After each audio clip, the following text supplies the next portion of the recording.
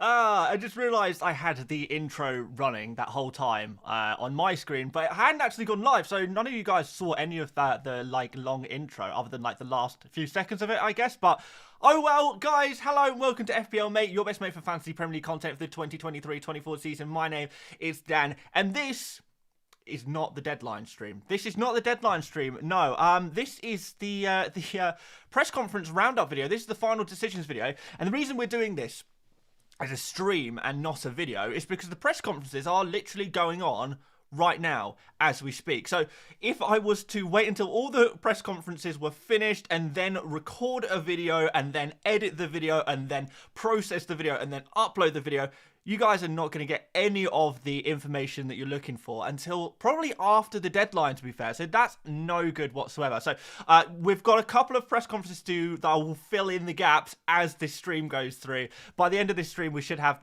the full access to all of the press conferences because there are still a few in progress. But yes, we're going to cover all of the news we have so far, all of the team news, all of the injury news, all of the press conference comments. Then we're going to have a look at a updated wildcard draft, including we'll also do a no Haaland draft as well, because I know a few of you guys have requested a no Haaland wildcard draft. We'll do that as well. We're going to talk about Tsimikas versus Gabriel. We're going to talk about the Maddison/Son transfer to Saka, and then we're going to have a look at some differentials as well. And if you guys have got any other kind of topics, I don't want, not really questions. This stream is not really going to be about questions, because I want to keep this fairly short. In fact, I'm not even going to answer any super chats until the end of the stream either, because I want to keep this broad, I want to keep this open, and I want this to work as a video for after. So this is going to be back uploaded as a video. Some of you guys will not be watching this live. Make sure you are dropping likes if you are watching live or not. Do subscribe if you're new around here, but I'm not going to keep you waiting all day. We need to have a look at the press conference news, don't we? So yeah, there we have it. Right, first of all, here's my team. No changes to my team yet. We will make those decisions very late, waiting for a doggy team news, as I'm sure a lot of you guys are as well. But I want to start off with some press conferences. So I've created this week. It's just a Google Docs where I've recorded all my press conference information. So it's not quite as snazzy as our videos, but because we've got to do this on the fly, we've had to get a bit creative with it. So yeah, apologies, it's not perfectly beautiful, but we'll do what we can. Arsenal first are up. We'll do this in alphabetical order. Partey is going to be out for a few weeks, and Jesus will also be out for a few weeks with a muscle injury, though Nketiah is expected to start in Jesus' place. Few notes on this one. It's going to mean that I think primarily that maybe Martinelli is less appealing if Nketiah is playing and Jesus isn't, because we know Jesus can drop in and be a bit creative and things like that. So it's gonna be more difficult for Martinelli perhaps on in that scenario. Zinchenko could play though. That might help Martinelli a little bit. Zinchenko was rested for the European games, but yeah, Jesus is out for at least a couple of weeks. So not great news there. We've got no Aston Villa yet. The press conference is currently underway, so we'll circle back to Aston Villa team news by the end of this stream. For Bournemouth, Neto is injured, so Radu is going to start in goal. Neto's going to be out for a couple of weeks, and we've got Cook suspended as well. For Brentford, Hickey, he's going to return after suspension, and it's very likely, apparently, that Maupay will play with Mbeumo and Wissa. So it's going to be a three-man strike force of Maupay, Mbeumo and Wissa this week against Chelsea, which means it's going to mean that Mbeumo is going to be presumably playing wide once again, which is not really what we want, but hey, that's life, isn't it? For Brighton, March has a suspected ACL injury. No one's actually come out and said it yet, but there's been, there's been comments saying that the injury is really bad, basically. So yeah, it's bad news for March. We don't know if it's ACL for sure because no one's actually told us, but yeah, he's going to be out for a significant period of time. That's something we do know. And so is Welbeck, by the way. He's going to be out for, and I quote, a very long time. So yeah, it's going to mean that presumably João Pedro and Evan Ferguson are going to have a bigger role to play in the upcoming game weeks. Stupinian and Lamptey, they are close to returning. This week is probably going to be a bit soon for them. Stupinian has been pictured training this week, away from the main group, but still, he has been in training. So yeah, good news if you've somehow managed to hold on to Stupinian for this long. He's down to 5 million now, so when he does come back with the amazing fixtures Brighton have, I can definitely see us buying Estupinian very, very soon for our FPL teams. For Burnley, there's no new injury updates. Bayer is still out and Roberts is suspended for Game Week 10. That's, pretty boring stuff from Burnley, unfortunately. For Chelsea, Reece James is apparently going to be on the bench tomorrow. Reece James getting closer and closer to his return. And Nkunku, he could be back as early as Game Week 13. So that's after the international break. It could be that Nkunku will be back then because apparently he's making very, very good progress. So, all aboard the Nkunku train. He's going to be back near enough at a very similar time to when Chelsea's fixtures turn really good. I think they play, who is it? Newcastle in 13? I need to double check this one just in case I've got this wrong. But yeah, if we just look at Chelsea's fixtures very quickly and have a look at when Nkunku is going to be returning. Just click on Sterling. Have a look at the fixtures. Yeah, 13 is Newcastle, then Brighton and Manchester United. So for Game Week 14 maybe, or Game Week 16, those two jumping on points for Nkunku could be really interesting because this 16 to 21 run, to be fair, 16 to 24, really nice run of fixtures for Chelsea. So Nkunku could be back on the menu very soon. So I wanted to point that out to you guys, just to throw that one out there.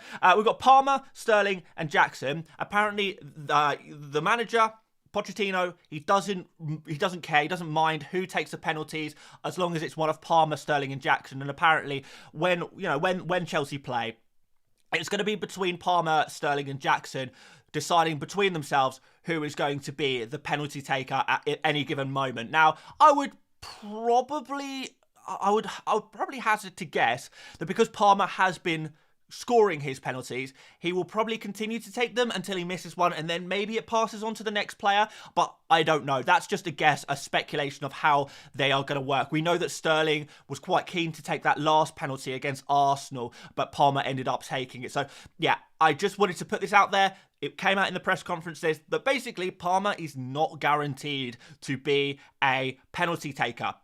I still think it's pretty likely, though, so I wouldn't panic on it. I wouldn't panic on it too much then. But to be fair, the penalties are pretty important to Palmer scoring points. Right, next up, Henderson and Tompkins are out for Crystal Palace. Eze and Elise, they are still out, but they are at least back on grass. And Ferguson, oh my word, Ferguson, the poor guy, playing for the under-21s, and he's picked up another injury. This guy just cannot catch a break, seriously. Everton up next, and Coleman is back in full training, but because he lacks match fitness, it's very unlikely that he's going to get any game time.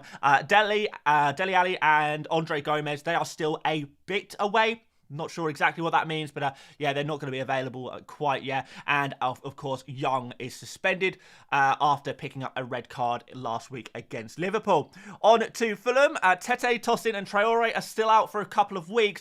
Diop is going to be a little bit longer, but this is pretty much what I say every single game week when we come to the Fulham team news. It's these four cheeky monkeys, always out for a while. Well, hopefully they'll be back soon because, I think Fulham could use a little boost.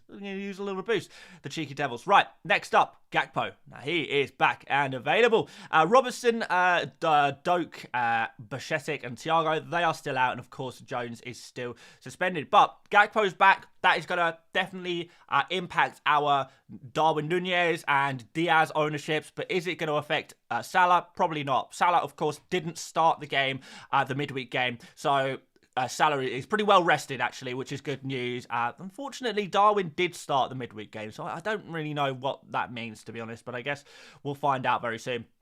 Luton Town is one of the few press conferences I was unable to find information for in the very brief period of time before the that press conference finishing. I don't even think it's finished yet. Well, it might have finished by this point, but certainly when I started the stream, I don't think the press conference had even finished, but as the live information had come in, I did see that Lockyer and Mengi are the only fit centre-backs right now. I don't really know what to think about that one. Well, hopefully I'll try and find some more news soon. We'll have a look at the end of the stream as well. Manchester City, Alvarez and Foden benched in the UCL. That was due to fitness reasons. Apparently Alvarez, he couldn't play 90 minutes, and Foden I think it was just like a small injury, some tightness. So neither of those were able to start the UCL game, but I don't think it's anything serious. I don't think it's anything to be concerned about. So they should be absolutely fine after a little bit of rest at least. Akanji is suspended as well. Manchester United, Casemiro, he will be a late decision. He is not 100%. Wan-Bissaka, he has not, he has trained, sorry. So Wan-Bissaka, he's back in training. And there's no update on Shaw and Martinez. But, I mean, I think we all kind of knew by this point that they are going to be injured for a while. But, yeah, Casemiro is the interesting one. Because I'm not sure what's going to happen. It's going to be a late decision, and he's going to be a big decision to be made ahead of City. Although, to be fair, it's not the best season, Casemiro, but I still think he's going to be important inclusion. Anyway, moving on. Isak picks up a groin injury. He's going to be out for a few weeks, which is no good whatsoever, really, is it? So, yeah, disappointing stuff there, I guess, if you're an Isak owner. But if you're a Wilson owner, then yeah, I guess that's a good thing. We've got Anderson and Murphy. They're going to be ruled out for a little while, and Botman is still out. He is going to be back soon, however. So yeah, Botman making good progress. I imagine that Botman will be back pretty soon. So if you've managed to hold on to Botman so this far, I mean, I guess you may as well keep him. But yeah, Anderson and Murphy, if they're going to be out for a while, this should nail on Gordon. But I have to say, this Newcastle's team, the Newcastle squad, is starting to look a little bit thin, particularly with the amount of fixtures they have and the difficulty of fixtures they have as well. A little bit worried there, but I'm sure they will continue to smash it because they've been so good. The Forest press conference is on right now. So, yeah, I don't have any information. It only just started as I started this stream. For Sheffield United, Bulldog, he is back in training. So, yeah, that's good news if you own Bulldog, I guess. Lau and Osula are getting closer, and McBurney has not trained. For Spurs, Udogie is going to be assessed ahead of today's game. Sarr is fit and ready to go, and Bissouma is going to return from suspension. And I know everyone's going to be like, well, Udogie, is he available? Is he not available? I wish I knew. I did mention briefly in yesterday's video, but I'll say it again.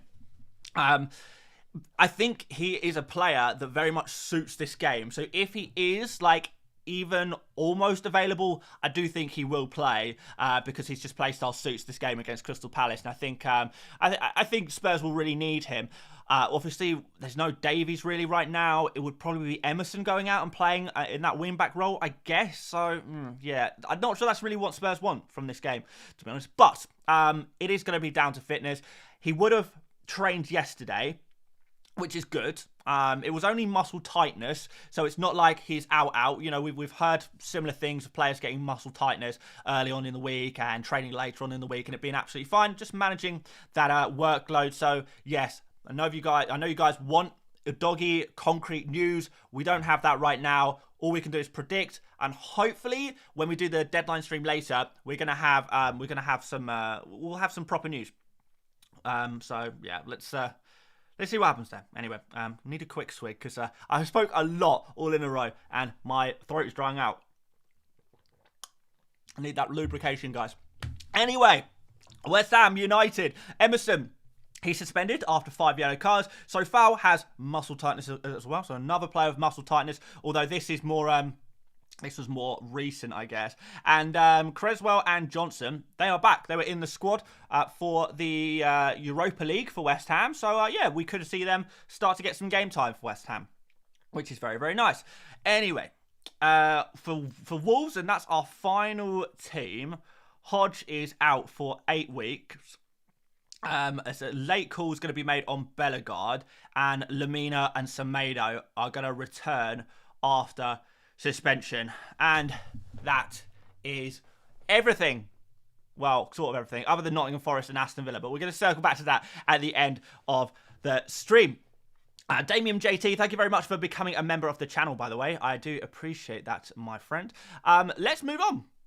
let's move on because there's still some stuff to go through. So first of all, I wanted to update you on a wildcard team that I have built. It's barely changed, to be honest, from the one I made earlier on this week. Very similar themes going on. I have removed Trippier. Yeah, you have to remove one of Trippier or Son, basically, and I'm kind of maybe leaning back towards including Son over Trippier. But I think overall this team looks very, very strong. It's using a budget of 100.3 million. And I'm going to read it out for those of you guys maybe not watching and just listening. So we've got Areola in goal, Tsimikas, Gabriel and Cash in defence. Moving into midfield, we have got Gordon, Salah, Saka, Son and Mitoma. So a lot of the big players, to be fair. We're not missing too many. And up front, Haaland and Watkins. On the bench, we've got Strakosha, Taylor, Maguire and Osula. And like I said, this team costs 100.3 million. So I imagine most of you guys will be able to afford this team if you're on a wild card. If you've got a little bit more budget, which I'm sure some of you will as well, you can always make upgrades to this team as well. The first upgrade I would probably do would maybe be Gordon to Diaby. That could be a kind of interesting one. Or you could maybe upgrade your first bench defender. So it would be Harry Maguire in this scenario. You could upgrade him. But I've just thrown him in there because he's super cheap in defense. And no one's really providing as good value for money as him if you want to kind of have a fairly cheap defense there. But that's going to be up to you. If you've got a bit more money, crack on. Yeah, do some upgrades. If you can manage to get some more players in here, why not? You can always, if you want to get Trippier in, you can always downgrade Son to Maddison as well. You could do it that way. Son down to Maddison and then maybe Cash up to Trippier possibly. There's different ways, but I think this is a really good starting point, particularly if you're on a bit of a budget. Anyway, moving on, I want to build a Haaland draft with you guys today, and we're going to do it live. We're going to build the draft live, and you can do quite a lot. The one thing I would say is I've seen a lot of Haaland drafts, non-Haaland drafts, with Trent in them. I wouldn't do that. There's no way I'd do that. But we would have all of the other big hitters, so we're going to go pretty ham. We're going to go pretty crazy with all of the big players. I'm going to order this by 4 Gameweek prediction. And by the way, guys, all of the screenshots, the things on screen you see from here on are going to be from Fantasy Football Hub. If you want to check out Fantasy Football Hub for free, check out the link in the description and you can use all of these tools for yourself. We're going to be showing you a couple of them, to be fair. Right, so we've got Salah, Son, Saka. We're going to have Trippier. And that is, I've spoken about recently about the big 6 right now. This is 5 of the big 6. The player that's missing is Haaland. But if you don't have Haaland, you can get all of the others of the big 6. Fantastic news. So let's continue on. I think after this, you would probably have to have Cash. You have the money to do it, and then you can maybe rotate the likes of Gabriel and Tsimikas, both very, very useful defenders as well. Although, yeah, they rotate fairly well. Next game week, Gabriel can go on the bench, and you can bring in Tsimikas against Luton Town. That works pretty well. The other forward is really up to you, but Alvarez is probably the way I'd go, just because I'd want to cover that Haaland just a little bit. I would still go for a super cheap final forward just for structure reasons, so I would still go for Osula here. And I think for goalkeepers, I'd be a little bit more open to rotating. So Areola and Turner would possibly be the ones to go for, and we could go one more bench defender. You could probably afford to go for like maybe a Branthwaite here or someone like that, which leaves a decent amount of money in the final midfield position where you could basically have your pick. Now, I would pick Mitoma, which is going to leave 9.3 left in the bank, and after that, it's up to you really what you want to do. Martinelli and Bowen are probably the sensible choices, but you could also go for Diaby if you wanted to. If you really wanted to go for Gordon, you could do that as well. For me, it is going to be Bowen. And that would pretty much conclude the team. Now, it leaves a lot of money in the bank. But it's a strong team. You've got one strong bench option whoever's on the bench, Tsimikas or Gabriel, whoever's on the bench at any given moment. And you've got Branthwaite there who can come in and play occasionally, and then Osler is the dead spot. You could upgrade other areas, but honestly, I don't know.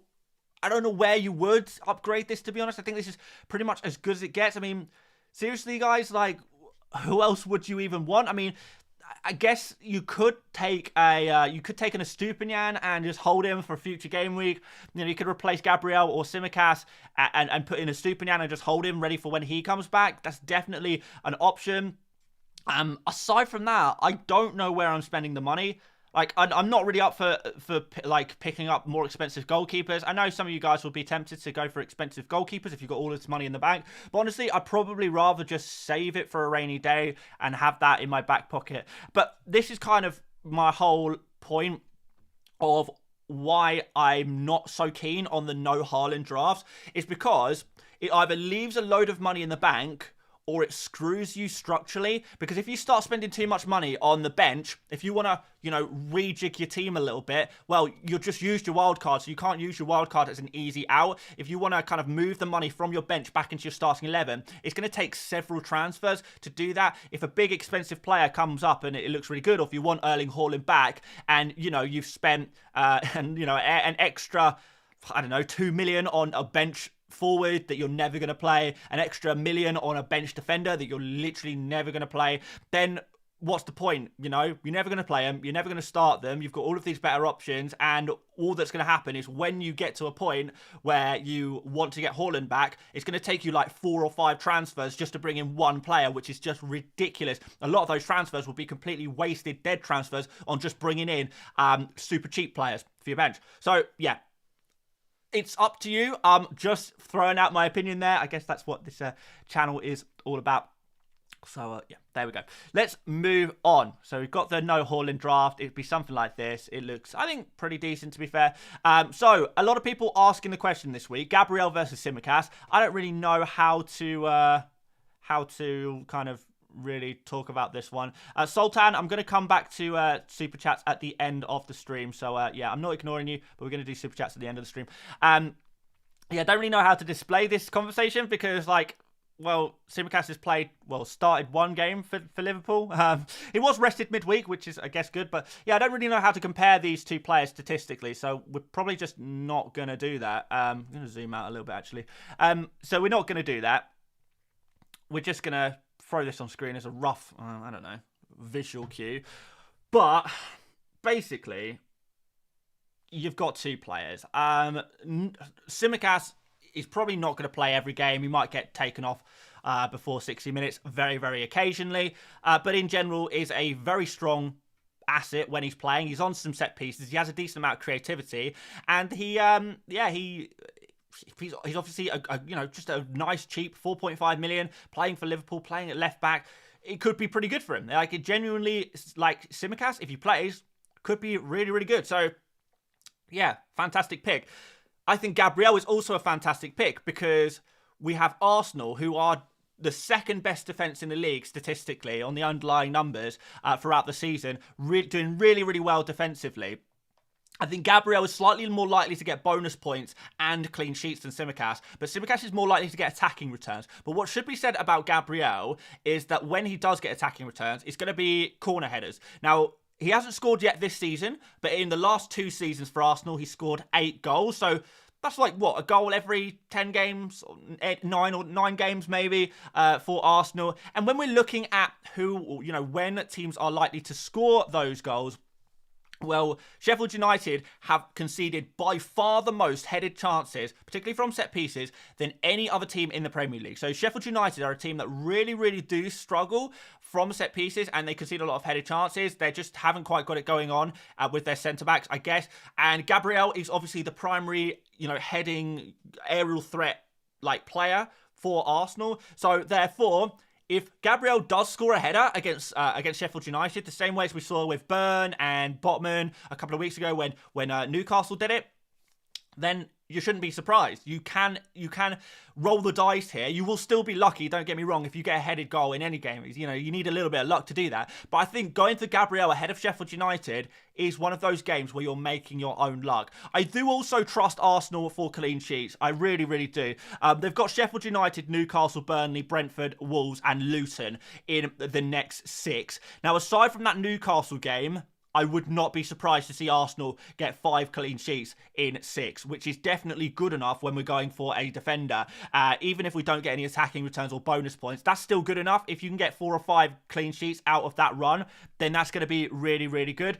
For Tsimikas, I think clean sheets are less likely, but we've got Forest and Newcastle in the next 2, then Brentford and City, and then Fulham and Sheffield United. I think Liverpool are probably good for 2 or 3 clean sheets during this period, but you are more likely to get attacking returns, particularly when Tsimikas is taking corners, particularly when Tsimikas is playing further up the pitch than Gabriel and creating for his teammates. And there are some good opportunities for attacking players, and Tsimikas is more of an attacking player than Gabriel. So I am really struggling to decide who is the better pick. I personally am leaning towards Gabriel. I think he's a little bit safer, but I'm not trying to say that he's the only option. They're both great options. If you prefer one or the other, then go with your gut on this one. For me personally, I would probably lean towards Gabriel, but like, it doesn't matter. It really doesn't matter. If you pick one and the other one goes crazy and scores loads of points, it's not because you made a bad decision. They're both good picks, right? And you can go wrong by making a good pick. So yeah, go for one of them. If you are putting a gun to my head and asking me who should you pick, don't like giving you guys advice on this one, to be honest, but I'm going to say Gabriel. And I think particularly, guys, if you do go for one of them, hold it out, you know, wait a few game weeks before judging the decision, you know, because obviously in any given game week for defenders, you can have freak things that you can't expect to happen. You know, Nottingham Forest could score against Liverpool, which would not be necessarily expected, but it's like a freak result. And then, you know, maybe Gabriel scores against Sheffield United or vice versa, you know. So don't judge it too quickly if you do make a decision on that one. Right. A lot of people saying, should I sell Son or Maddison for Saka? Or should I do neither to Saka? Well, first of all, I will say that it is optional. If you do make a transfer, from Maddison or Son to Saka, I don't think it's one that you have to do. You don't have to do it. Like, it'll, you know, I would say that Maddison to Saka probably slightly improves your team, but it does feel to me a little bit luxury, particularly as we know Saka plays against Newcastle in Game Week 11. That's going to be really tough for him, but Saka has a fantastic fixture against Sheffield United now. I would say that the most important fixture to own Saka for is Game Week 12 against Burnley. That's where I would say you need Saka from. So it is luxury to move one of these Spurs midfielders to Saka right now, but that's not to say that it's a bad move either. You know, it's kind of up to you. I would say that Son to Saka, I don't like as much. I'm not really too keen on that transfer. I think Son is in too good form. And Saka has shown some good form earlier on in the season. But in terms of fresh, right now form, Son is, you know, top of his game right now. So would not be looking to sell Son for Saka. I think that is not only, it's beyond luxury, so it probably makes your team worse, particularly if you're not reinvesting that money elsewhere in your team. Immediately, you're probably going to make your team worse. So over the next 2, I think Son outscores Saka. It's going to be a little bit tighter with Maddison. I think Saka is slightly the better pick. But yeah, Son is just too good right now. Maddison is more of a creative player, so he's going to be more ticking along with those assists. I don't think he has the same explosivity of players like Son and Saka. So those guys are slightly more important in your team, I think, long term. But for now, you're fine to keep Maddison if you want to. You're also fine to move Maddison to Saka. I think that's good as well. But Son to Saka is a move I personally would not be too keen on doing. I would prefer to keep Son. Now, if you're on a wild card, slightly different scenario because you've got unlimited transfers. Transfers hold no value to you, so it doesn't matter too much. But yeah, certainly for transfer makers, particularly if you're limited on transfers, luxury moves, not really too keen. If you're on a wild card, go crazy, do whatever you want. All right, what we got up next? Okay, differentials. We've got some differentials. To talk about. So I'm going to do a differential in each position that I like. First of all, we're going to do Kostas Tsimikas, my favourite differential in the defender position. Not going to speak about him anymore because we already have done. But if you ask me, differential defender to go for right now, Kostas Tsimikas. Into midfield, my differential midfielder would be Martinelli. Obviously scored in the midweek. I think he is a player who has been so brilliant for Arsenal last season. Arsenal's got such good fixtures coming up. Is he going to be the one to take advantage of this? I look at some of these fixtures, like Burnley in particular. Burnley at home, I think this is such a Martinelli game, and I think Martinelli could do really well. So as a differential for this amazing run of fixtures, which includes Sheffield United, Burnley, we've got Wolves there, we've got Luton, we've got Aston Villa, who remember are a terrible defence, alongside Brighton. We've got some phenomenal fixtures coming up for Arsenal. We want to take advantage of that. If you want to do that in a slightly different way, Martinelli is the player I would go for. And finally, a forward, and it's actually going to be João Pedro. Now, to be fair, I've ragged on João Pedro a little bit over the past few game weeks, but now that Welbeck is going to be injured for quite some time, I think João Pedro could be even more important to Brighton. So therefore, I think we've got to talk about it. I think we've got to include him in the conversation. He's really, really cheap. I know a lot of you guys are going to have like limited budget for a forward maybe. Could João Pedro be the answer? On penalties, should get more game time now with the injuries to March and the injuries to Welbeck.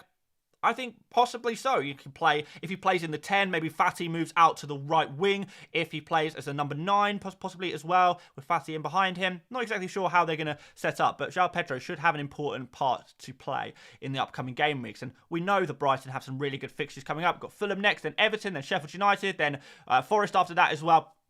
So not such a bad run for Brighton all in all, and maybe Pedro could be the answer to that when particularly if Mitoma is not going to be possible for you, or Adingra is not going to be possible for you. Maybe João Pedro, maybe a cheeky little João Pedro. Why on earth not? And the last thing I wanted to talk about today is captaincy, and I'm not gonna give any answers right now. I want to answer these super chats that you guys have very, very kindly sent to me. So I'm going to put a poll. And whilst we're answering the super chat questions, I want you guys to vote in the poll. Who is the best Game Week 10 captain? And the options are going to be Salah, Watkins, Haaland, and I guess Saka there as well. And maybe some of you guys are going for someone else, but I want you to pick out of these 4 because I believe firmly that these 4 are the best Game Week 10 captains. There's no one really else that I would strongly consider other than like maybe Son has an outside chance, but you know, not massively keen on that one to be honest. So yeah, let's see where you guys are at. I'll read some of these super chats, or all of these super chats should I say, and yeah, we'll come back and see where you guys are on the results. So, let's go through these. So, Sultan, thank you for the super chat. And thank you all for the super chats, by the way. Really do appreciate it. Sultan says, Maddison, Neto to Saka and Adingra. It's the only way to get Saka. I appreciate that Neto is playing against Newcastle this week. And I do think this double change is potentially a change that does improve your team in both parts. So, I'm going to... If this is for a -4, Sultan, I would say don't do it. If you can do this for free, I will say go for it. Ruben Jarvis says Diaby/Alvarez to Adingra and Watkins for a -4. Oh, that's a really, really tough one because Diaby and Alvarez both have good chances to score FPL points this week. Obviously, you want to get Watkins into your team, but... yeah, for a -4, I don't think I would do this, Ruben. So, yeah, I would leave that one. You're going to have to just hide behind the sofa whilst Aston Villa are playing against Luton. It's going to be a tough one. Richard says, Decore to Palmer or Adingra and Maddison to Saka for a -4 or carry the transfer and do both next week. P.S. You're doing some really great content. Richard, thank you very much. I appreciate the kind words. Decore to Palmer is a transfer I would not make personally. Adingra... Palmer or Adingra. Sorry, I've misread this slightly. Decore to Adingra is better. Honestly, I'm not huge on those transfers. Seems a bit of a waste of a transfer, to be honest. I'd rather roll it. But we've got Maddison to Saka here for a -4. I don't think I'd do it for a -4. So, Richard, I would leave... Richard Walker, thank you very much for the £5 super chat. My final answer is, I think I would roll the transfer, my friend. Someone random... back with the sugar daddy money here. Thank you very much for the £19.99 super chat. You are an absolute legend, someone random. And he says, are we ready to try Chelsea assets again? Me, personally, no, I am not. But look, there will be a time when Chelsea's fixtures get better, believe around game week 16, where we will begin to talk about Chelsea again. That time is not quite now, I'm afraid. Speaking of Chelsea, CFC Ethan says Maddison to Adingra to fund a move for Saka in game week 12. No way, Jose. I would rather roll the transfer and do the double transfer next game week. Well, or the game week after, not really sure, because it would be game week 12 before you'd want Saka, right? But anyway, just to free up some budget and throw a bunch of money in the bank to just leave in the bank, there is no way I would do Maddison to Adingra this week, and nothing else. Wag says, love your vids, hope you continue what you're doing. Wags, I hope I can continue doing what I'm doing for the longest time possible. Really appreciate your super chat, really appreciate your support, and as long as you guys love the content and keep watching the content, I ain't going nowhere, guys. So yeah, really appreciate you guys and the kind words, of course. Hayden Dulake says, Diaby matters and Bumo 2, 0 in the bank and got Morris. I wouldn't sell Diaby, Maddison. You could sell Mbumo, but I don't think he's a must sell. You got nothing in the bank. Could you just do Morris to João Pedro? He's on screen right now, so you know, a bit of a differential there, I guess. So yeah, let's say for now, Morris to João Pedro. That's an interesting move. I think that will be a pretty nice one for you. So yeah, let's say that, Hayden. Hayden. Dimitri says Bowen and Adingra versus Diaby and Mitoma on a wild card. Oh, that's tough. That's really tough. I think Bowen and Adingra gives you more flexibility. So if flexibility is something that's important to you, maybe you go that way. Diaby and Mitoma, though, I think Mitoma is obviously a better pick than Adingra. Diaby could go off against Luton as well. Super tough.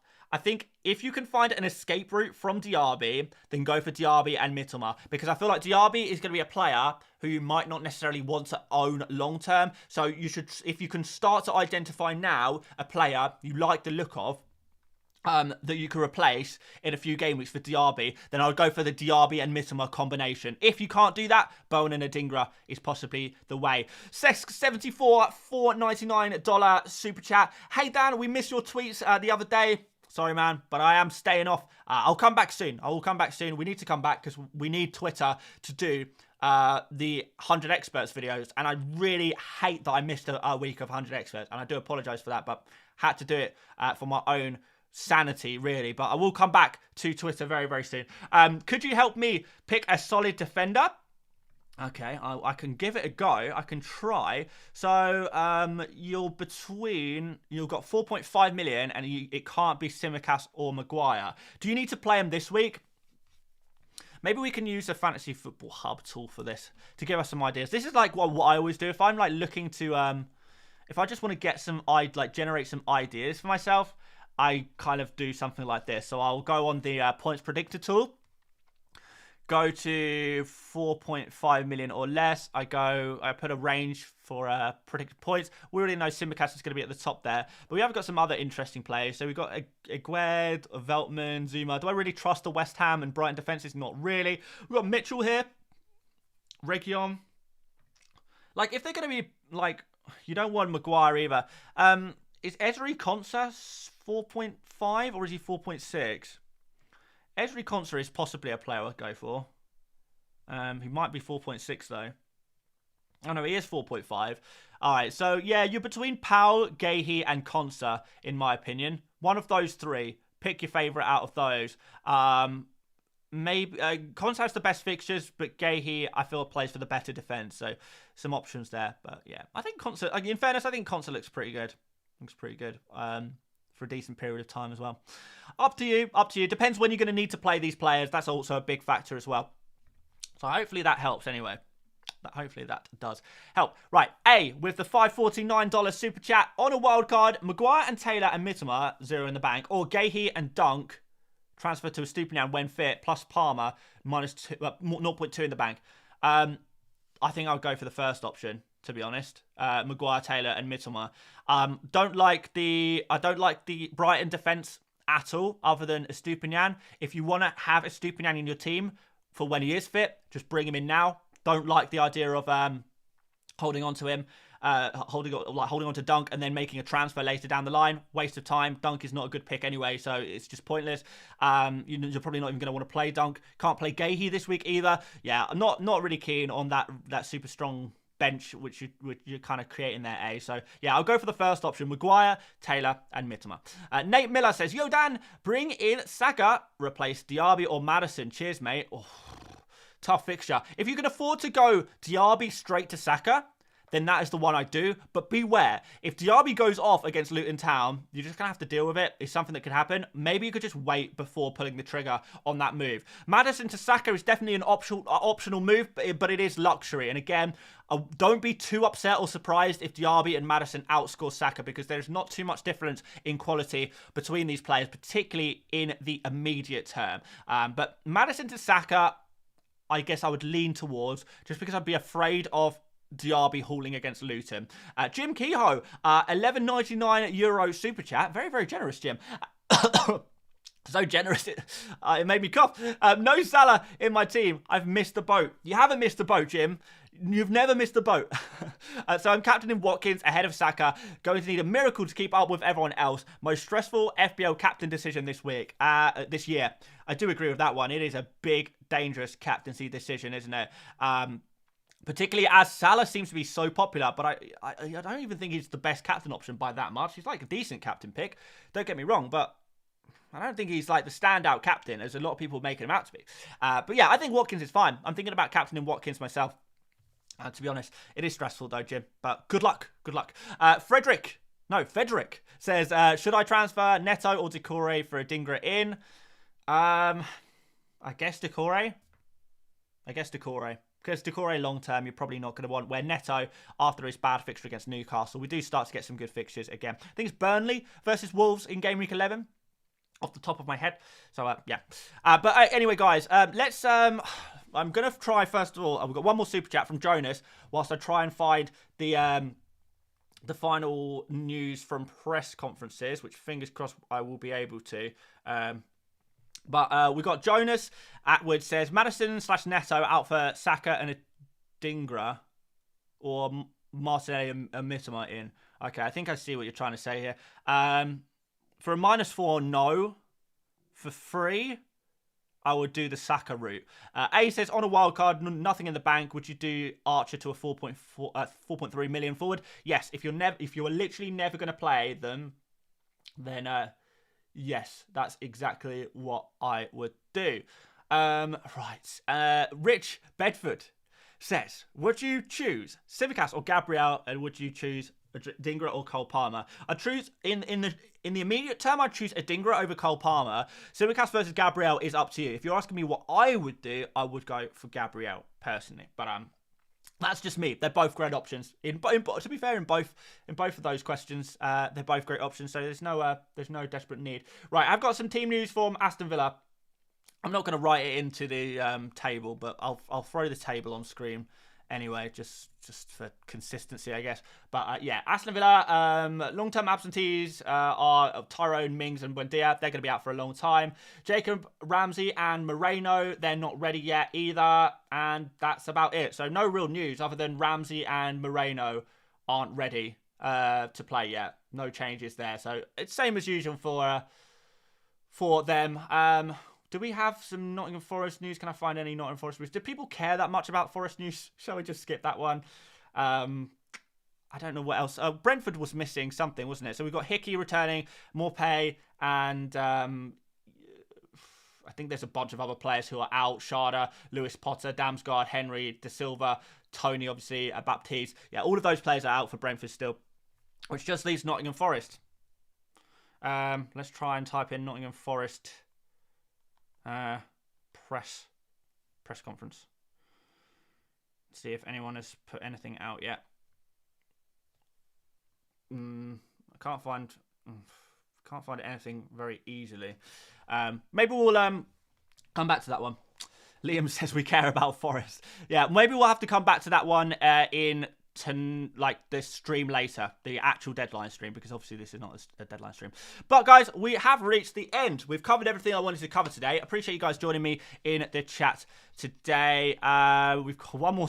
Got 2 more super chats, so we'll run through those very quickly. CFC Ethan says a doggy to Simicast this week. Yeah, if a doggy is not playing, then yes. If he is playing, then no. Moral says Captain Saka, Son, Haaland, or Watkins. Not Son.